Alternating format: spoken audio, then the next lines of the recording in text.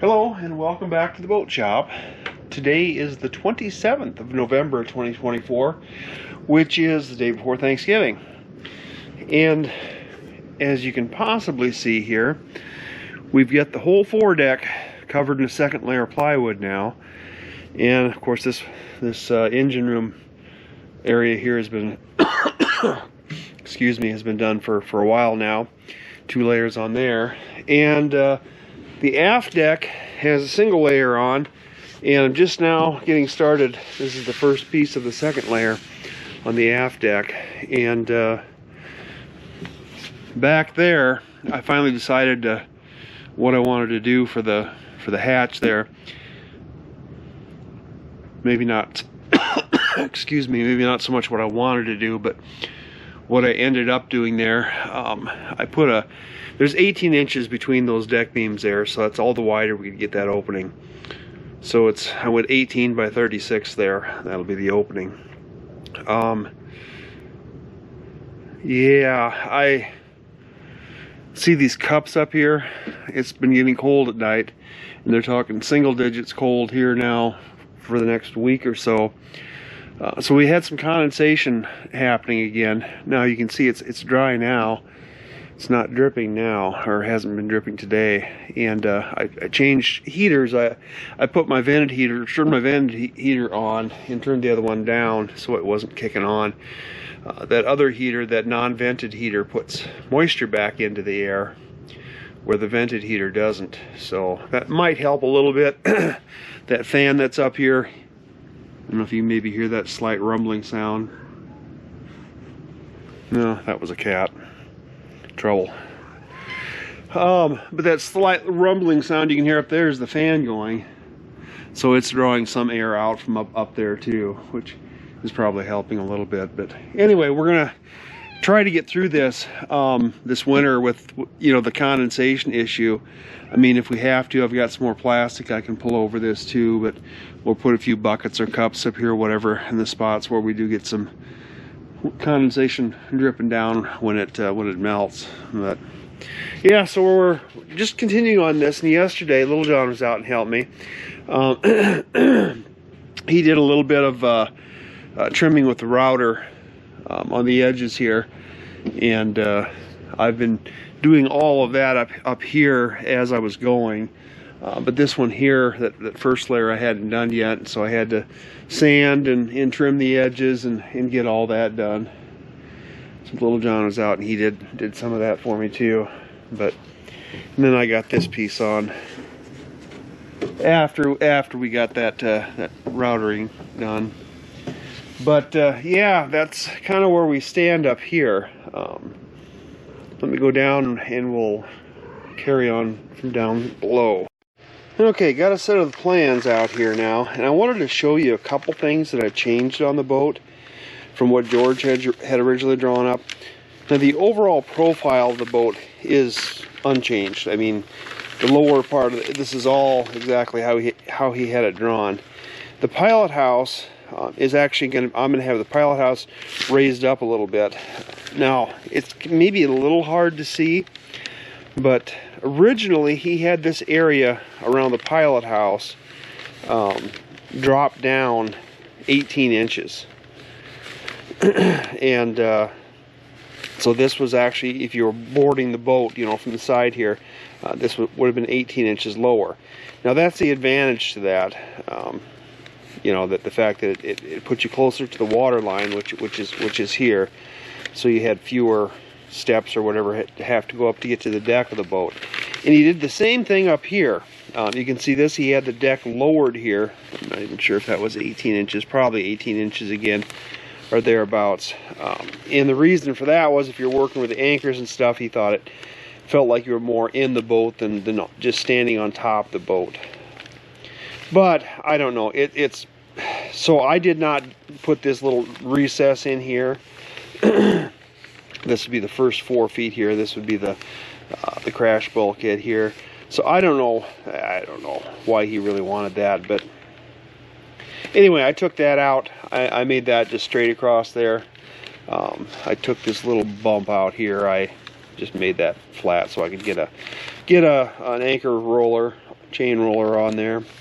And then here, of course, like I said, I raised this up. Now, he had talked about this boat in his notes later on, that if he were to redesign this boat, he thought the pilot house should have been higher because it was hard to see over the bow, because the bow sweeps up quite a bit.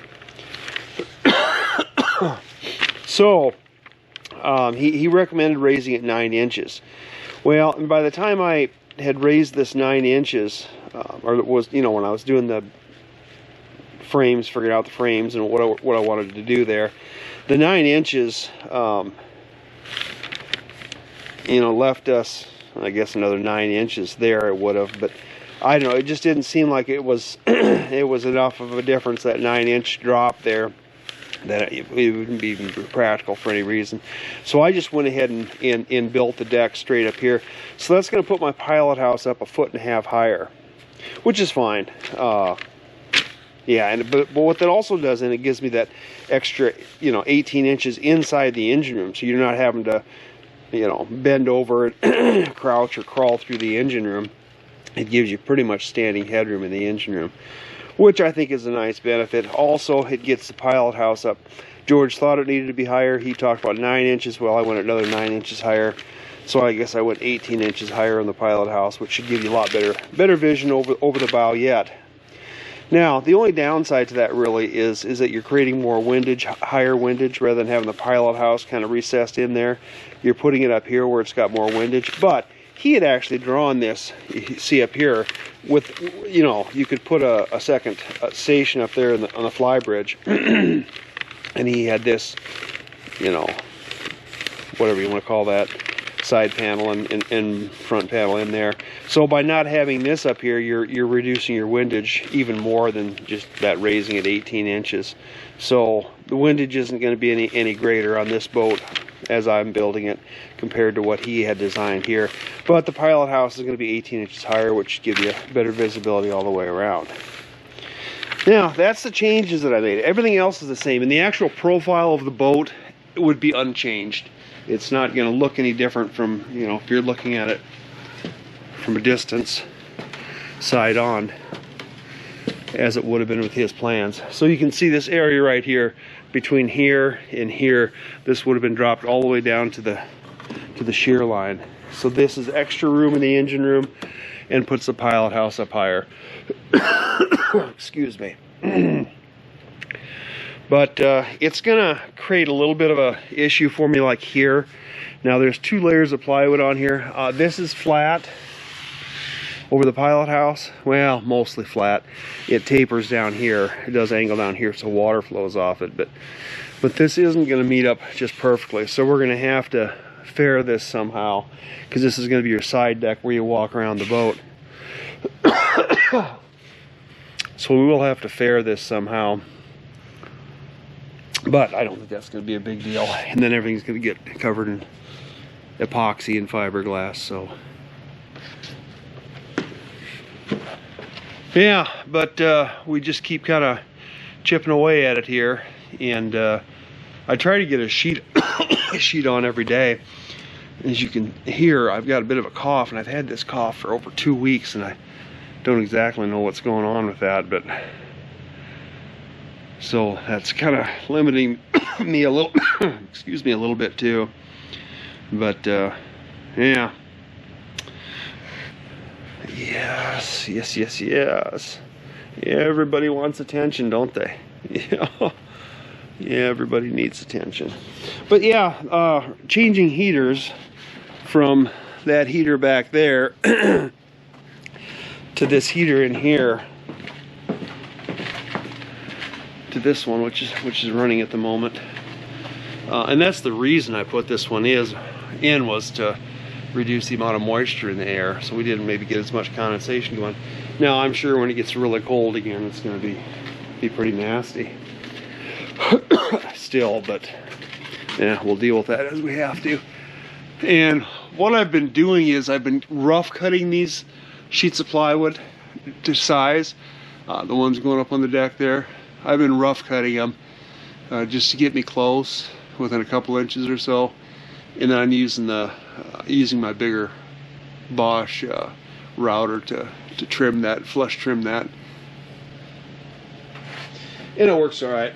You can see there's a bunch of glue squeezed out down there. I didn't realize there's quite that much on there, but I run my putty knife to try to clean that off, but it's kind of hard reaching over the edge to get it real clean, but it doesn't really need to be. Flat surface, the whole side is what needs to be clean, because that bearing runs on that surface. And so long as that surface below it is clean, it'll leave me a clean cut. But yeah, that's where we are today, and I think Little John's coming out again this afternoon to do some more work, and not sure exactly what we'll get done other than more plywood up there, but yeah, we'll see how it goes.